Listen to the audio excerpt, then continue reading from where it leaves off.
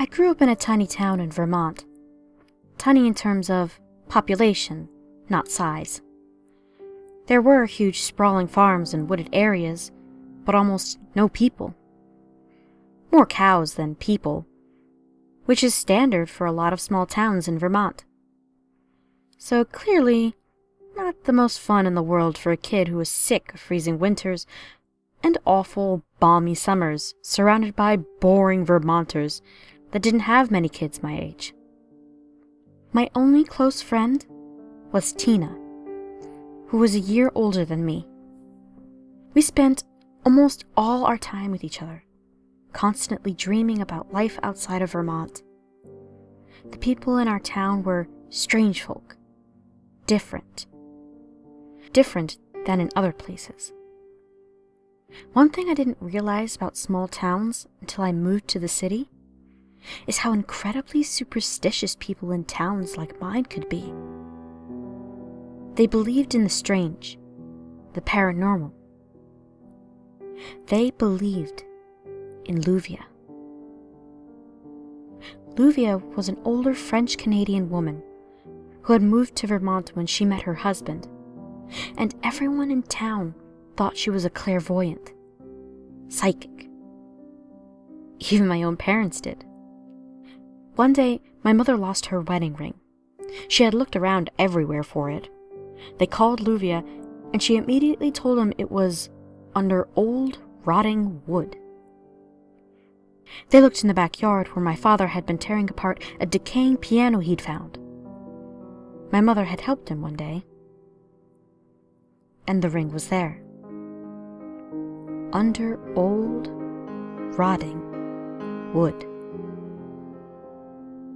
After hearing a lot about Luvia from older townsfolk who seemed to think she was 100% credible, Tina and I decided to go see her one evening to try and find out whatever she could tell us about the future.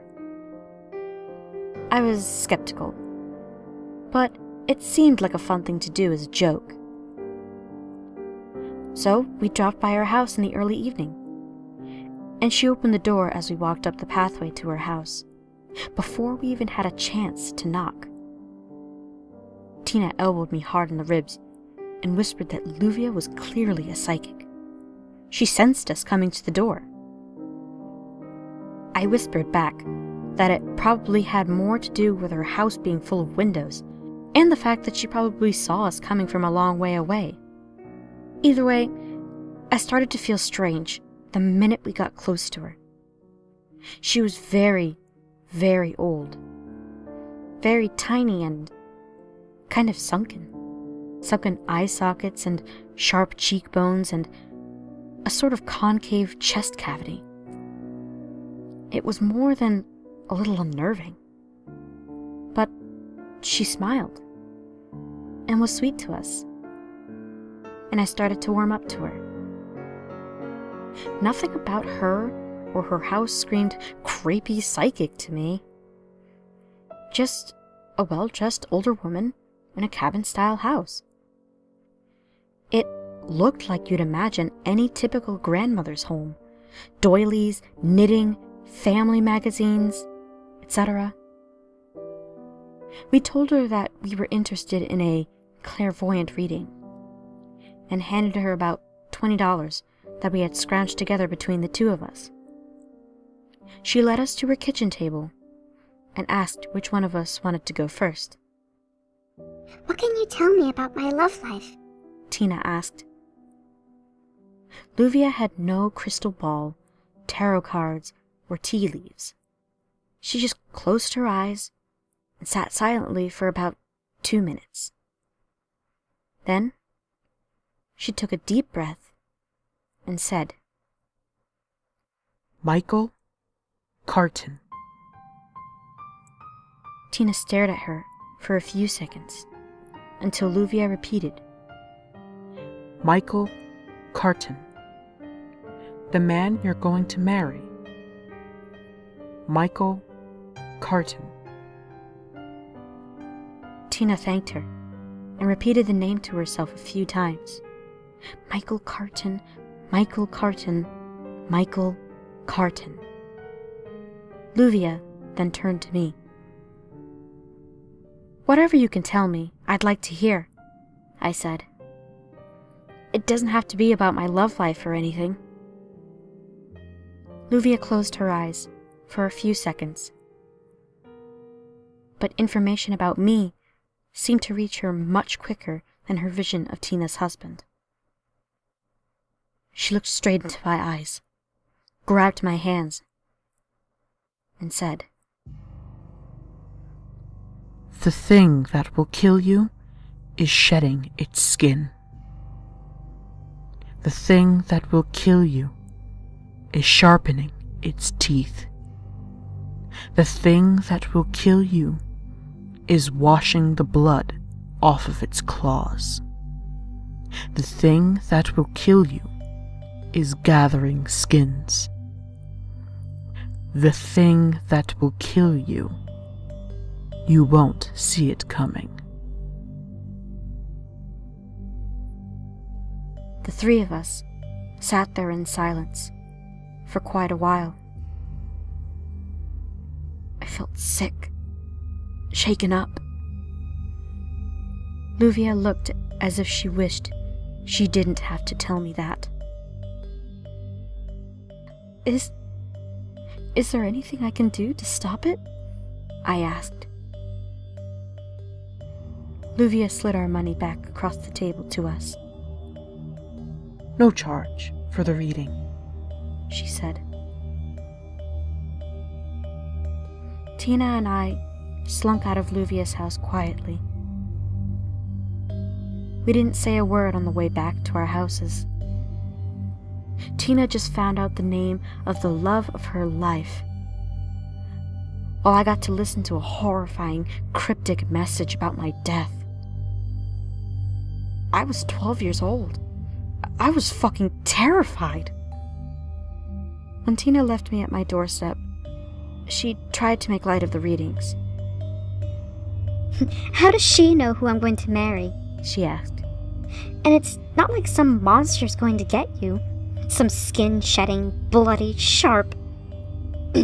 It's not like some monster's going to get you. It's not like some monster isn't going to get you. For years, I looked for it. The thing that will kill me. I could almost feel it. Sensed it just behind each car, swaying behind the trees at night, underneath the fresh snow, waiting outside my window. With every step, I hesitated. Every time I tried to sleep, I could almost see it. What had she said about its teeth? I looked out for soft skin, for blood, for skins, for hides. But I never found it. When I was 18, I left for college in California to get away from the snow and the cold and the thing that will kill me. I stopped sensing it everywhere. My heart stopped pounding whenever I walked alone at night. Maybe, whatever it was, it stayed in Vermont. Maybe it wasn't a thing at all.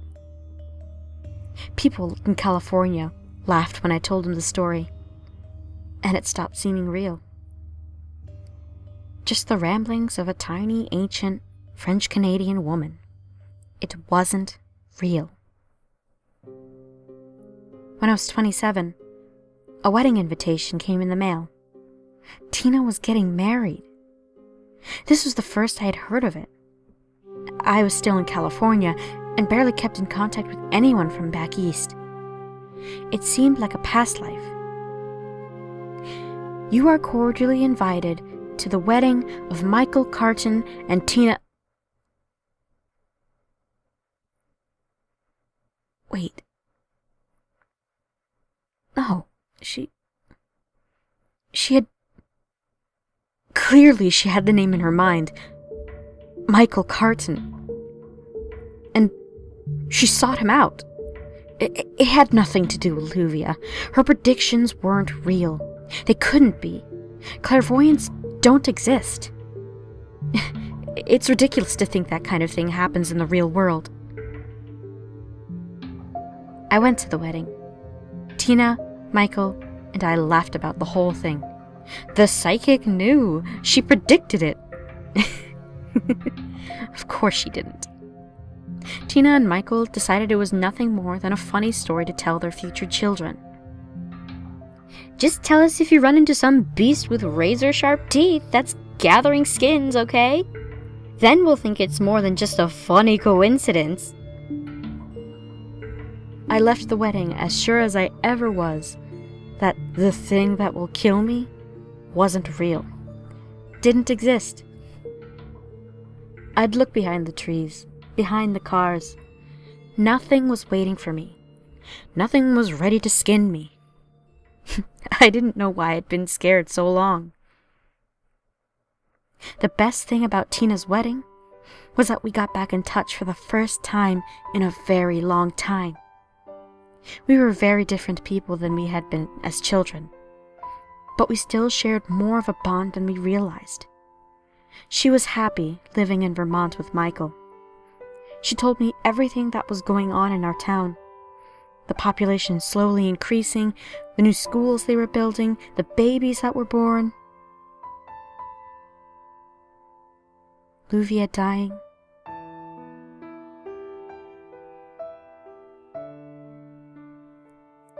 As the years went on, her calls and emails got less and less frequent. She always seemed to be busy. Soon they tapered off completely. I missed her, of course, but I had my own life. And I could check in on my childhood home whenever I wanted. One winter, I came into town to visit my parents for the holiday, and decided I'd swing by Tina's place. I'd normally never just drop by, but she was pretty bad about answering her phone, and I really wanted to see her. I pulled up to her and Michael's house.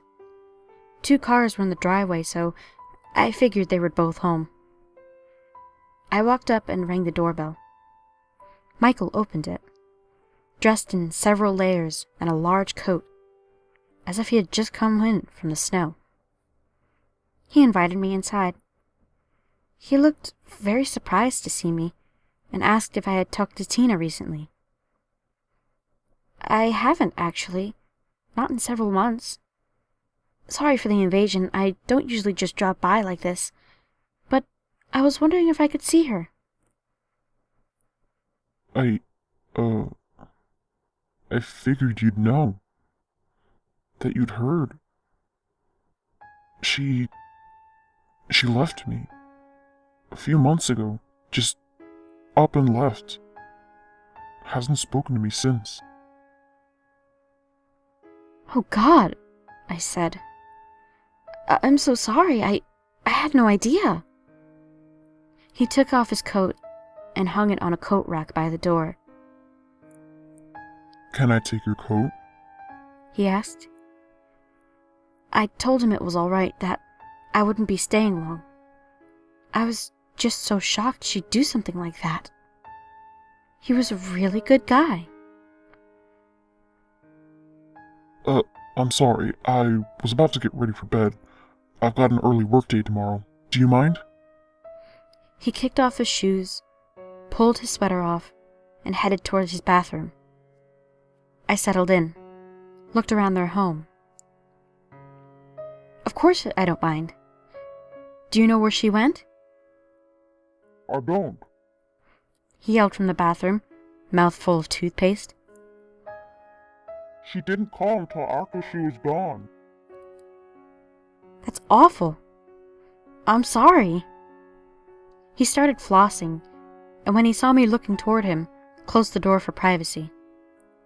When I heard the shower water start running, I pulled out my phone, figuring I'd take this time to look through Tina's last messages to me, to see if she gave any hint as to where she went.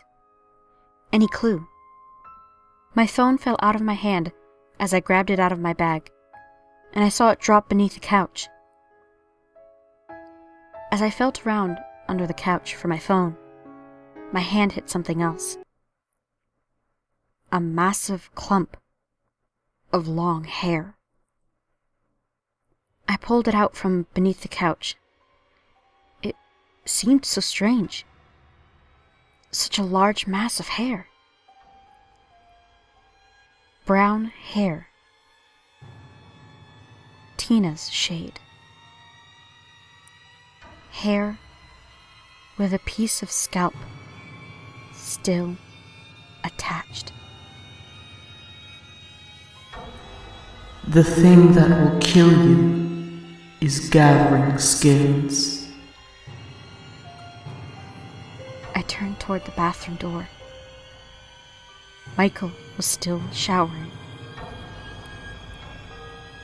The thing that will kill you is washing the blood off of its claws.